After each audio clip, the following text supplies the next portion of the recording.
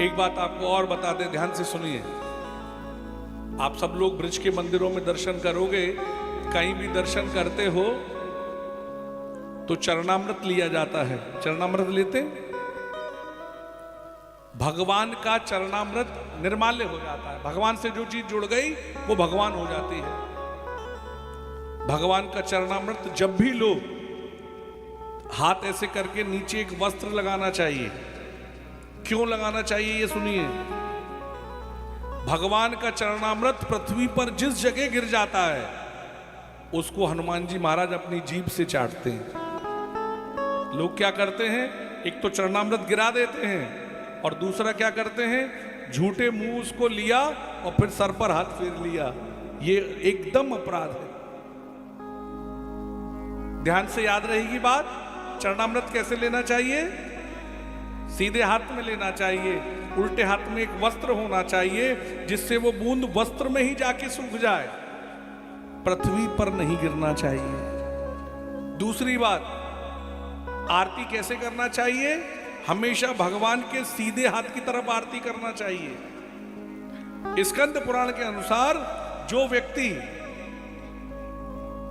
आरती की ज्योत से भगवान के दर्शन करता है कलयुग में, क्या इसे आरती की ज्योति से भगवान के दर्शन करता है,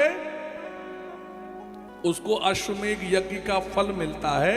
इसीलिए दक्षिण के मंदिरों में लाइट नहीं होती, आज भी नहीं है। आप रामेश्वरम चले जाइए, तिरुपति चले जाइए, दीपक की ज्योत से।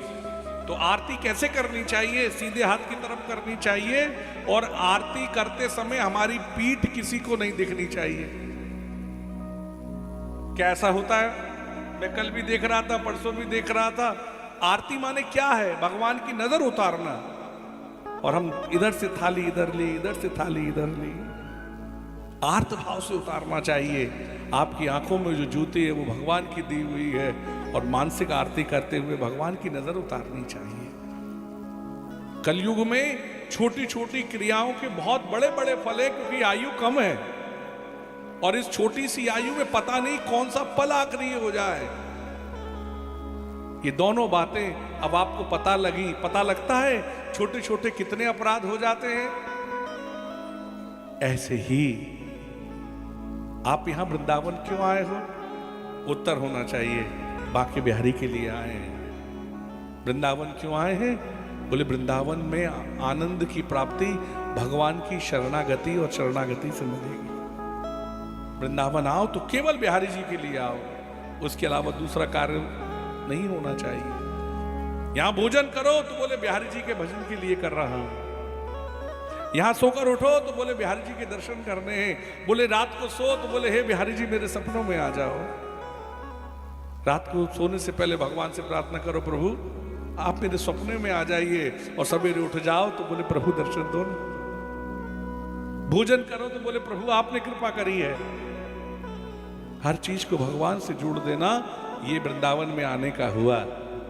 यहां मनोरंजन के लिए मत आओ, आत्मरंजन के लिए आओ। बोलो भक्त वत्सल भगवान की जय। अब जितने भी 3 दिन बचे, यहाँ 4था दिन चल रहा है, जो भी सनातन धर्म के छोटे आपकी पूजा के नियम होंगे वो मैं आपको बताता चलूँगा। पर क्या होता है ना, बीच में आप आपस में बातें करते हैं और ये सब, मुझे बच्चे कभी डिस्टर्ब, बच्चे तो भगवान का रूप है, खूब खेलें, बहुत आनंद होता है, मुझे कोई परेशानी नहीं होती। पर जब बड़े बड़े लोग जो कथा सुनने आते हैं वो आपस में बात करते हैं, अरे ये बातें नहीं खत्म होंगी, एक दिन तुम ही खत्म हो जाओगे। तो जो चीज खत्म होने वाली नहीं है उसको समय देने से क्या लाभ होगा? ये समय देना है तो इस समय का सदुपयोग करो। मैं कह रहा था ना, लोग कहते हैं भाग्यवान नहीं है, भाग्य की प्रेरणा है।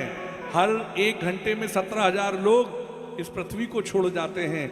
वी आर स्टिल अलाइव, हम जीवित हैं। तो सबसे बड़ा भाग्य है श्वास और समय, ये दोनों सबसे बड़े भाग्य है। और ये जब तक मिल रही है, सबसे बड़े भाग्यशाली होने के लिए इन श्वास का और इस स्वास्थ्य का सदुपयोग करना हमारा कर्तव्य है।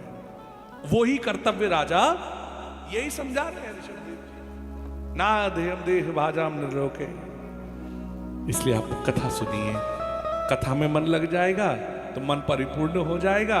नाचने गाने का शौक रहा तो फिर अगली कथा में यही कहेंगे, पंडित जी थोड़ा भजन सुनाइए ना। ये गाना अच्छा लगता है, नैना लड़े मुरलिया वाले थे, पर जिसके लड़ गए उसने कथा सुनी साहब। नाचने गाने वाले में तो बिल्कुल भी नहीं लड़े, है ना? कैसे लड़ेंगे उस पर ध्यान दीजिए। बोलो भक्त वत्सल भगवान की।